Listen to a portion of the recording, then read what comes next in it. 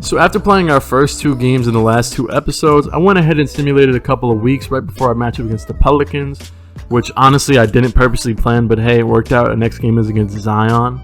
And during this stretch, it became pretty evident that at least in simulation, the team had a rough time having their way with some serious teams such as Golden State, Portland, Boston, and Toronto, but did beat down on Chicago, Washington, Dallas, and an Oladipo-less Pacers team, with that Washington team not having John Wall, by the way, and even those games were still close. The only exceptions are a Nets blowout win and a Bucks win, but let's be real here, without Durant, the Nets aren't that crazy on paper. We can be proud of the Bucks win though, there's no reason to discredit ourselves there. So we're going to take a trip over to the team stats and find out some stuff, and well, since we are in the playoff race, which is pretty impressive as is, there's going to be some positives and negatives. So as we take that trip over to the team stats, we see that we're 5th in field goal percentage, which is always a good thing, 4th in points in the paint, 3rd and 2nd chance points, all result of our great interior bigs.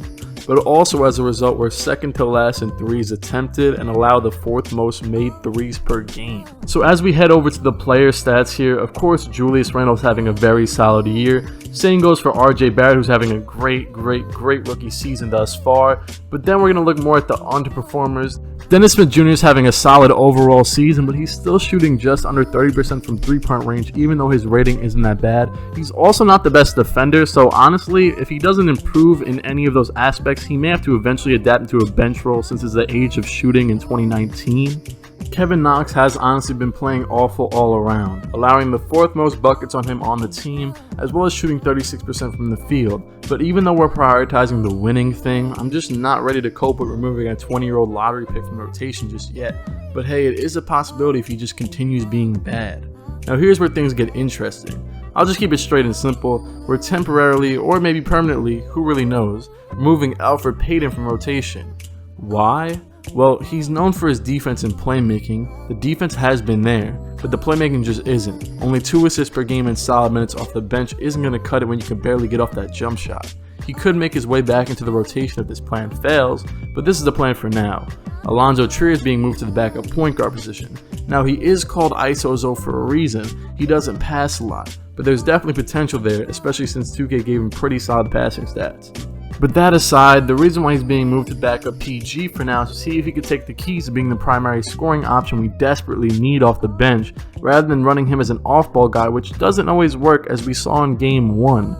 So now we go looking for a Payton replacement, and well, Reggie Bullock can shoot the 3, but his defense is god-awful in this game, and relatively the same goes for Wayne Ellington. I won't rule them ever getting shot out, but for now, in comes Frank Ntilikina. Now Frank doesn't just prevent the defense from dropping off, but he's actually a pretty significant upgrade on that end from Elfrid Payton. On the other end, as of now it's still to be determined, but I'll just take a good guess and say he should be able to match Payton's 2 assists a game. And I kind of trust Frank more from 3 because his jumper doesn't look like he tried to create the worst jump shot possible for a my part challenge. And his rating is still solid at a 71 3-point ball. At 6'7" and 215 pounds, there's a lot of ways to utilize Frank. He's listed at point guard originally, but I'm actually going to shift him over to the 2 and run him at both the 1 and 3 as well, just depending on the scenario. So let's not waste any more time here and get into our matchup against the New Orleans Pelicans. Headlined by Zion Williamson, of course, the #1 overall pick, but this whole team is scary good defensively, so I'll be honest, I'm scared to play them. You might have picked up on the fact that we always run this play to start the game to try to get a mismatch in the post with Randle, but we don't. Zion Williamson, a great defensive power forward, Randle backing down, and oh my god. At this point, I don't even understand how Randle is so good, but I'm not complaining. Neither is Lonzo Ball as he hits that 3 in the eyes of Dennis Smith Jr. Now, Zion decides that it's not going to be that easy. He is the best defensive power forward that we have played just yet.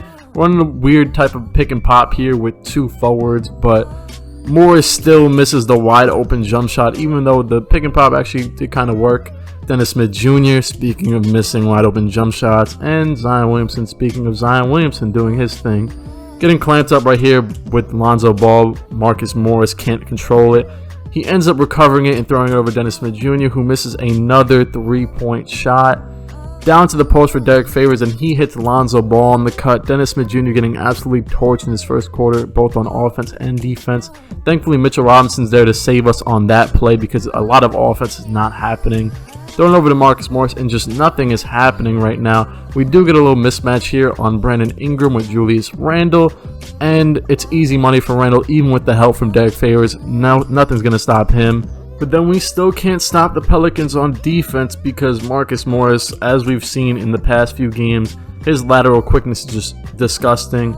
I try to run an off-ball screen here for RJ, but Drew Holiday is just the greatest defender of all time, and nothing is working. Contested 3 by Marcus Morris. We knew that wasn't going down.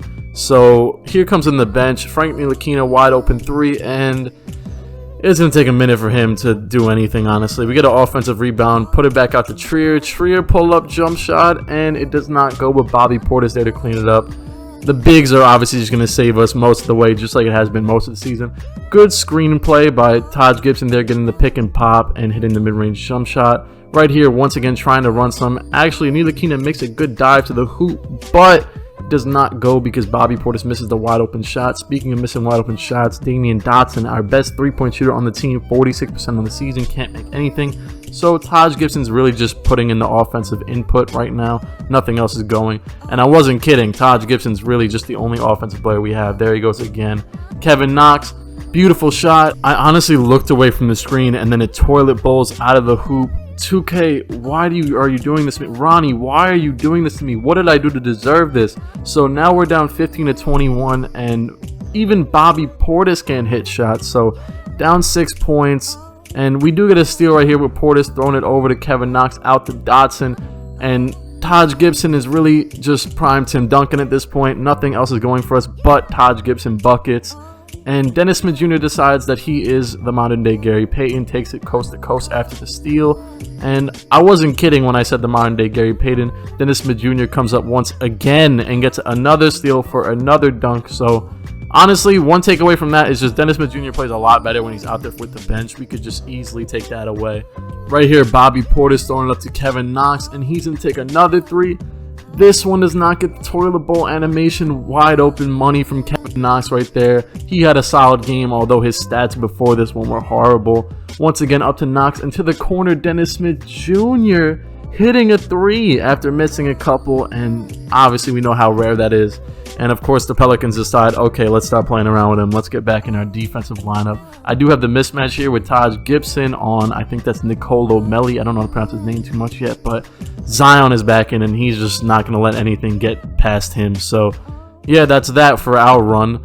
And RJ Barrett trying to get to the rim here, throwing out to Dennis Smith Jr. And he said, why not? Another 3 by Dennis Smith Jr. Now, honestly, his rating isn't that bad.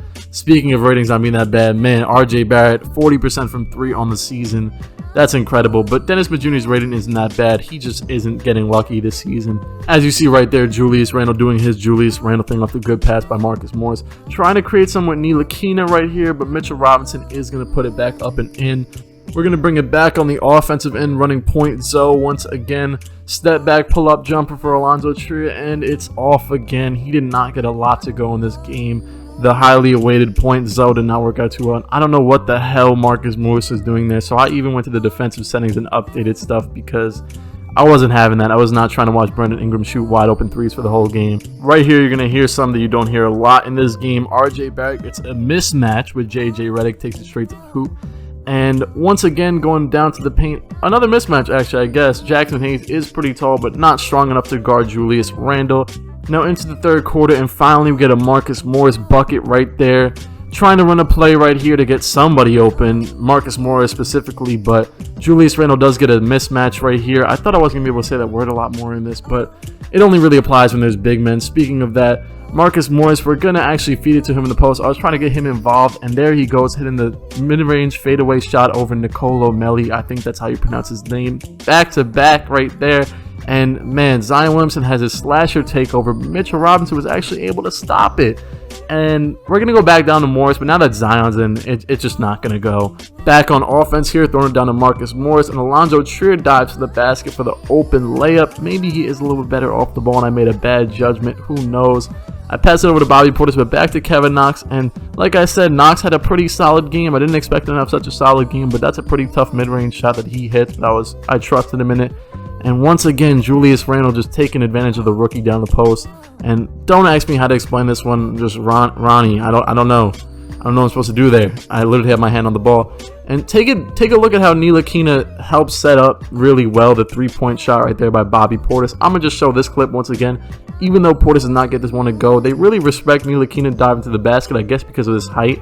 And then his defense, of course, we have to respect. So although he actually didn't get a bucket down at all in this game, he does make a solid overall impact that we have to recognize. Now, with the fourth quarter winding down here, I decided to go with a lineup that I haven't went with yet. RJ Barrett at the 1, Dotson at the 2, Morris at the 3, Randall at the 4, and Bobby Portis at the 5 for some spacing and getting our 2 best guys in there. Speaking of spacing, Damian Dotson left wing first play with the lineup, and it works pretty well. Marcus Morris, I don't even know how I spotted him, but I did. Right here, we run an RJ Barrett and Julius Randle pick and roll we get to take full advantage of because of the spacing created by having Bobby Portis at the 5. And now back on defense, Jrue Holiday throws it back out to Brandon Ingram. Ingram behind the back on Morris, and nothing there. We played great defense. Morris with the block, but man, it can't last for long. Once again, leaves Brandon Ingram open for 3. We can't get a break on that, even though I changed the defensive settings. We get a switch here on Jrue Holiday with Julius Randle in the post. Zion can't get over there quick enough. So I literally turned off the automatic substitution right before this to try to get that lineup in. But they subbed in Dennis Smith Jr. anyways and open for 3 off the double team. And man, that really hurts us. Only 140 left in the game and we can't hit a wide open 3. Right here, he struggles to get over the screen. I had to step down and try to maybe guard Lonzo Ball if I needed to. But it leads to Julius Randle's 5th foul and Zion Williamson head to the line. He did miss one though, so it was alright. And right here, RJ Barrett. Usually I could get that shot off, but Jrue Holiday is just the greatest defensive player of all time, like I said earlier. And speaking of not the greatest defensive players, Marcus Morris. It was a little bit of my fault there for sure, but Morris is just not the best laterally. Leads to a wide open Brandon Ingram shot. Right here, Julius Randle can't get anything on Zion after RJ couldn't get anything on Jrue Holiday. And you kind of get where this is going here. We're going to end up losing this game 89-84 at the end of regulation. I'll be honest, we're probably going to run maybe one more game with this same type of lineup in, but there may be a more drastic roster change afterwards because I feel like we're very, very, very close to being a top-tier Eastern Conference team. I don't know how drastic of a change it'll be just yet, but something has to change. We're probably going to run one more game just for evaluation purposes and see how it goes, but expect some sort of rotational or roster, possibly a trade or free agency type of change very, very, very soon. Right here, you can take a look at the box score for now, and that's really all I've got for this one. Thank you for watching, and I'm out. Cut.